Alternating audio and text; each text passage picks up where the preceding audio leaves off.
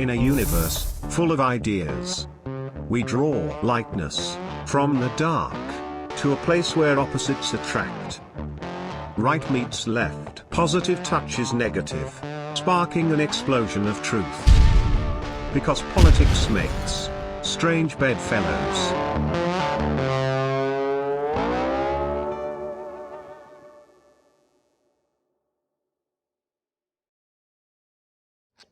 I want to show you guys some footage of, something good that happened last night. The speech that Kennedy gave went off really well. The place was packed. Nobody knew, of course, about this assassination attempt or this weird incident until after the event. So everyone was blissfully unaware, had a wonderful time. And the only one who knew, of course, was Mr. Kennedy and his staff, and they did not say anything about it specifically, probably because they didn't want to alarm the crowd and the people who were there unduly, since there was no immediate threat. They just decided not to talk about it. But he gave, about an hour's worth of remarks, and most of it was his usual spiel, the campaign speech that he gives in city after city. But something kind of cool happened at the end. Like the last 5 or 6 minutes of his speech, Kennedy went off script and he started ad-libbing. And I've watched probably every speech the guy has given over the years, certainly since his campaign began. And there's some really interesting things that he says here that I've never heard him say before. Some of it was new to me. And it's just absolutely passionate and interesting. So let's take a listen to the last 5 minutes of his speech here. I'm going to close with one other idea I want you to keep in mind. We're sending we're already committed $113 billion to Ukraine. And President Biden now wants another $24 billion. Now, just for comparison, the entire budget of the EPA is $12 billion a year. So that's all we've got for the environment in this country. That's it. So we're sending 12 times in 1 year to Ukraine what we spend on EPA. The entire budget for CDC is $12 billion. That's what we got for public health. And how can we afford to send 12 times that much to Ukraine? The month that we made the $113 billion commitment was March of 2022. And that month, we also spent $300 billion, twice what we're getting to Ukraine, to bail out the Silicon Valley Bank. So, and that same month, we cut food stamps to 30 million Americans from $283 a month to $23 a month. And we announced the cuts of 15 million Americans from the Medicare rolls. So, like I said, they're doing this right in front of us.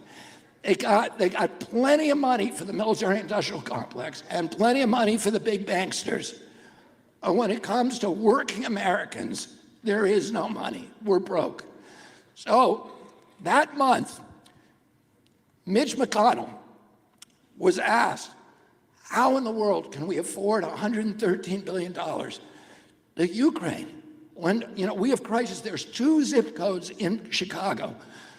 A recent study showed that the people in those zip codes have worse standards of living than people who live in the most war-torn neighborhoods of Afghanistan.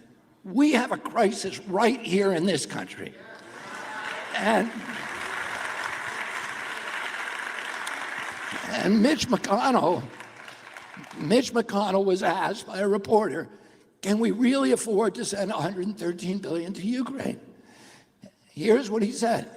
He said, yes, because the money's not really going to Ukraine. The money is going to U.S. military contractors, to General Dynamics, to Raytheon, to Boeing and Lockheed. These are American companies, so that money is really coming back here for the good of America. So, who do you think owns every one of those companies? Exactly. And When we give the money to Ukraine, we call it a loan. Of course, how many people here believe that Ukraine is ever going to pay that back? Yeah, nobody. And nobody does. There's nobody in Washington who does. The same number of people in Washington believe they're going to pay it back. But what it does is it allows us to put the screws on Ukraine, and we signed a contract with them that compels Ukraine to do certain things. And one of those things is to sell most of its assets for cash, including its farmland. Now, Ukraine has the best farmland in the world.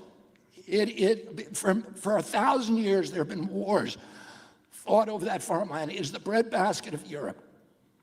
And people say about Ukraine, about the soil, that if you throw a boot, an old boot, on the ground in Ukraine, something that will grow from it that you can eat, because it's so rich and fertile. And everybody, for many, many centuries, has been trying to get their hands on it.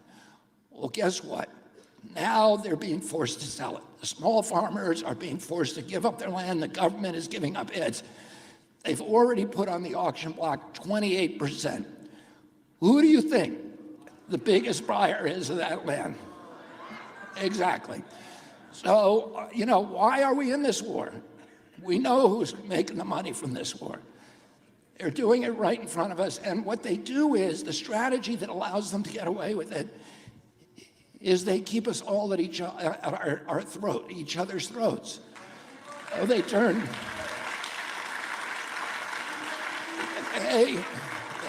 blacks against whites and Hispanics and Republicans against Democrats and rural people against urban people. And when the rulers in the castle, the king and queen, look over the castle wall, the top, and see all of their subjects fighting, they go back to the dining room and they open champagne and they toast each other.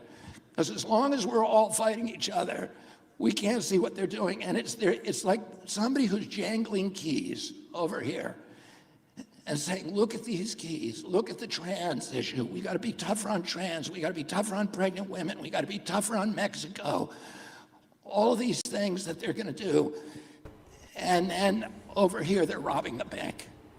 And nobody's watching them.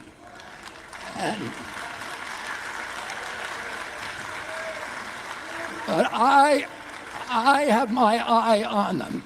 And when I get into that office, it's going to be, the payday is going to be over for BlackRock, State Street, and Vanguard.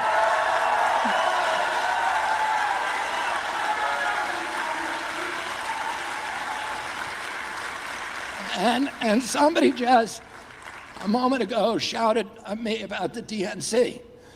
Well, the DNC did the same thing they're doing to me. They did it to Bernie Sanders. Worse. Because Bernie Sanders posed a threat to the DNC's donor base. Well, I am 10 times the threat that Bernie Sanders was.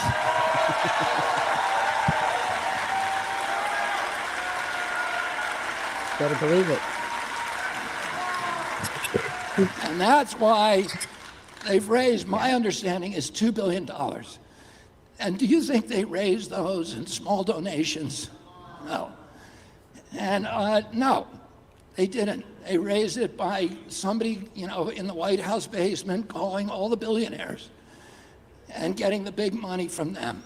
And why did they hand it over? Do you think those billionaires and big corporations like Monsanto and Pfizer and BlackRock and State Street and Vanguard, do you think they gave those big million-dollar donations to the Democratic Party out of a patriotic impulse? Or out of a humanitarian impulse? I don't think so. I think they think they're going to get something for that money. I think they don't look at that as a donation. I think they look at it as an investment. And I'm going to make sure that they do not get a good return on that investment. I want to thank all of you for being here, and thank you for your support. And I'll see you in the Man, oh man, I'll tell you what. That was a speech that was unusual for Kennedy. I have not seen passion like that from him ever, nor have I heard him deliver his words with such bluntness. And you can go ahead and cut the video. Thanks, Rick. I don't know if you guys, I'd like to get your thoughts on that. To me, that sounded like a man with nothing left to lose and nothing left to fear. Your thoughts? I think he's been to the That's why they don't want mountaintop. him on television. Like that, they don't want him on television. Okay. Yeah.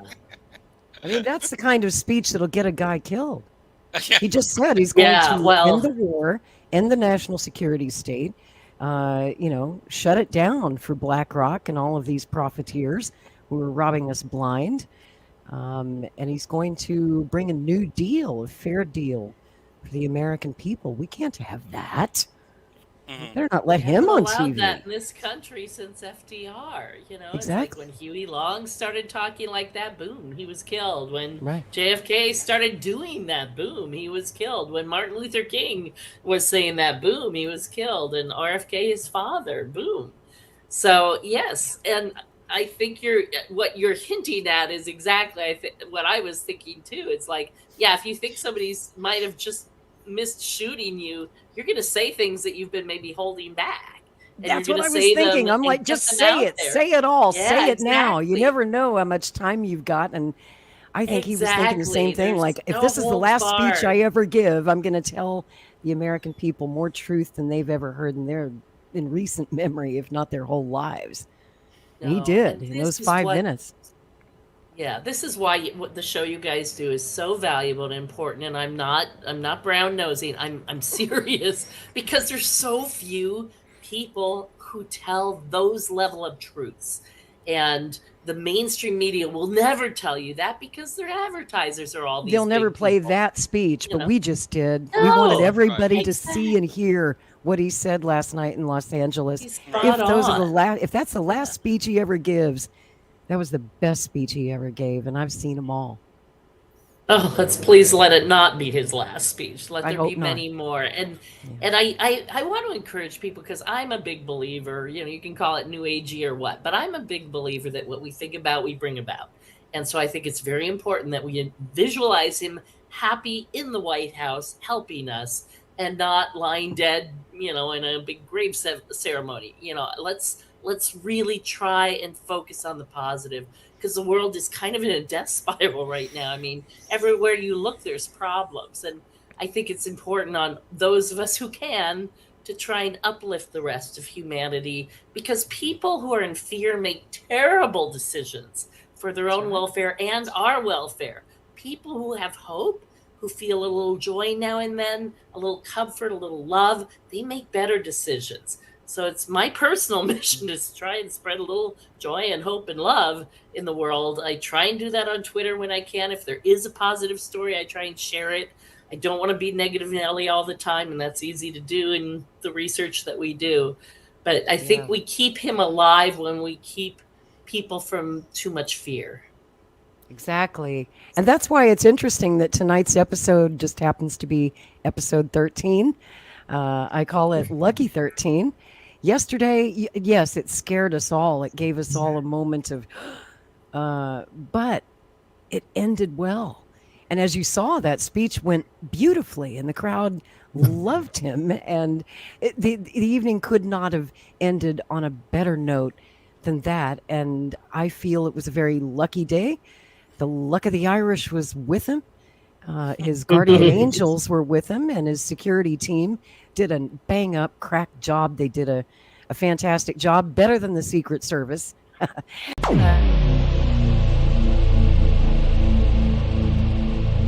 This has been a Maverick Multimedia production.